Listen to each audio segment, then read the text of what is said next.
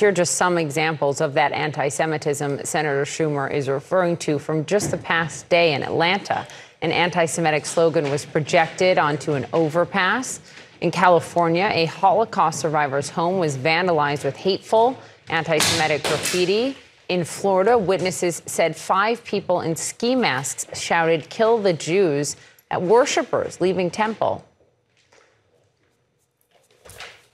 Well, we want to bring back Bianca Goldriga now, because this has been something that is obviously ancient poison. I think is probably when Majority Leader Schumer was talking about it, is certainly accurate, but it's also been rising over the course of the last several years. We can see it in the anti-Semitic events that have taken place that law enforcement talks about. But Bianca, what we've seen in particular on college campuses over the course of the last several weeks, I don't know if there's much precedent for it in recent history.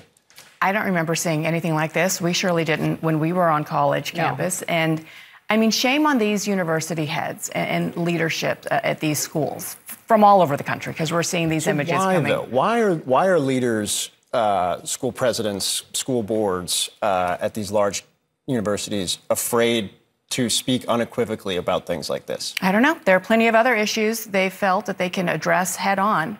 And yet when it comes to the issue of anti-Semitism, there's always this veiled, well, it's complicated, it's Israel, it's Zionism. No, it is unadulterated anti-Semitism.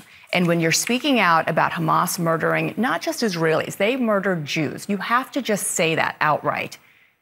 That is an issue that's affecting Jews around the world. And now it's created a scenario, and we've talked about it on this show. And God bless the United States of America. And I am so happy to live in the U.S. as a Jew. But to have conversations with family members, with friends, with loved ones, what are you doing? Are you taking your mezuzah down? What are you talking to your college students about? It is unacceptable. Are we kidding ourselves? In 2023, there's no other issue, whether they're social justice movements, anything else, that we've looked forward as progressive citizens of the world that we haven't addressed head on. And yet this is the one issue we keep coming back to that we have to be, sort of equivocal about here. And that there's nothing to hold us back from standing up for the rights of Jews, the rights of Muslims, the rights of all minorities, and say, in this environment, in this day and age, it is unacceptable to be saying death to Jews, death to Israelis, death to Zionism, whatever it is.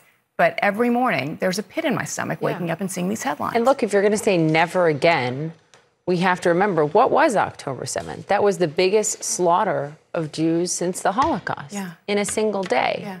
And all of a sudden, there wasn't even a 24-hour period of mourning before it became victim blaming, two sides to this story. No, it is not difficult for college campus leadership to come out and say what happened on October 7th was a massacre. It was unacceptable. And we will do everything we can to protect our Jewish students just as well as we will protect our Muslim students and every other minorities on our campuses. Bianca, thank you very, very much.